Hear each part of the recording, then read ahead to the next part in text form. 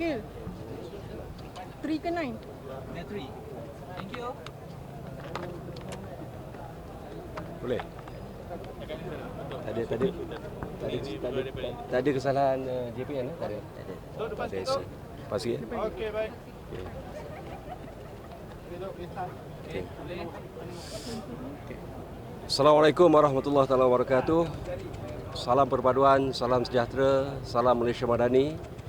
Malam ini kita mengadakan satu operasi di Taman Emas, Jalan Emas Ceras, yang mana pada malam ini melibatkan seramai 279 pegawai immigration dan 10 orang daripada Jabatan Pendaftaran Negara.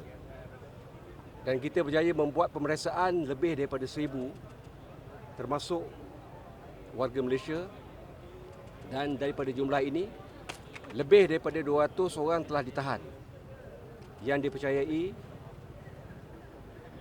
melakukan berbagai kesalahan immigration, terdiri daripada warga asing. Dan umur yang kita tahan antara 18 sehingga 52 tahun. Dan daripada jumlah ini seramai 220 orang telah ditahan daripada berbagai negara. Pendetailannya akan diserahkan pada media sebentar nanti.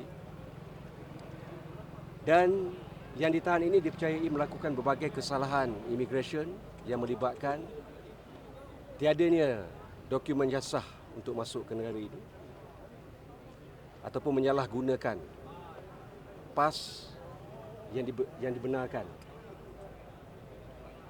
Selain daripada itu, kita menyeru kepada orang ramai dan juga majikan, sekiranya mempunyai maklumat berkenaan warga asing ini, salurkan kepada Jabatan Immigration. Dan kita juga menggesa pada majikan supaya tidak mengambil pekerja asing yang tidak dibenarkan berada di dalam negara kita ataupun tidak mempunyai kelulusan pas pekerjaan yang sah untuk bekerja.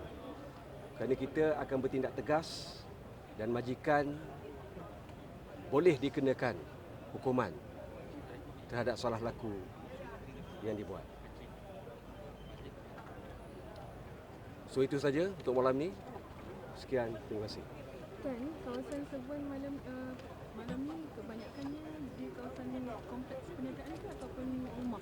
Dia sebenarnya bawah ni kedai, tapi di atas tu ada tempat-tempat penginapan.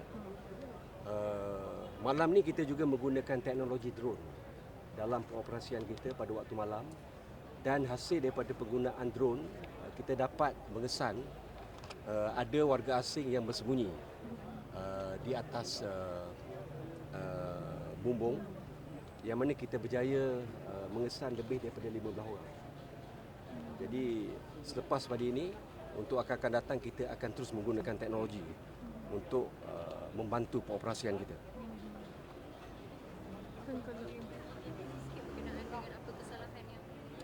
Kesalahan yang biasa dibuat oleh pendatang tanpa izin ini yang kita tahan pada malam ini melibatkan satunya, dia tidak mempunyai dokumen yang sah untuk berada dalam negara kita, dan yang keduanya dia menyalahgunakan pas lawatan yang diberikan kepada orang. Ya, ini kita membuat risikan. So risikan yang dah dibuat lebih kurang 2 minggu. Di samping itu ada juga aduan yang kita terima. Okay. Dari segi cerita sikit dari segi jumlah tangkapan berapa ramai warga negara mana yang Setakat ni data yang daripada saya 220 orang yang kita tangkap. Pendetailan negara itu akan kita serahkan pada pihak media lepas pada selepas dia orang buat perincian. Okey. Ada warga asing yang cedera semasa Malam ni ada yang melarikan diri, tapi saya dipahamkan tak ada yang cedera. akan dihantar ke mana? Kita akan bawa balik ke depo untuk siasatan seterusnya. Okey? Ya. akan bawa ke depo Semenyih. Okey? Terima kasih. Alright. Tapi ada kanak-kanak juga tak? Mungkin bersama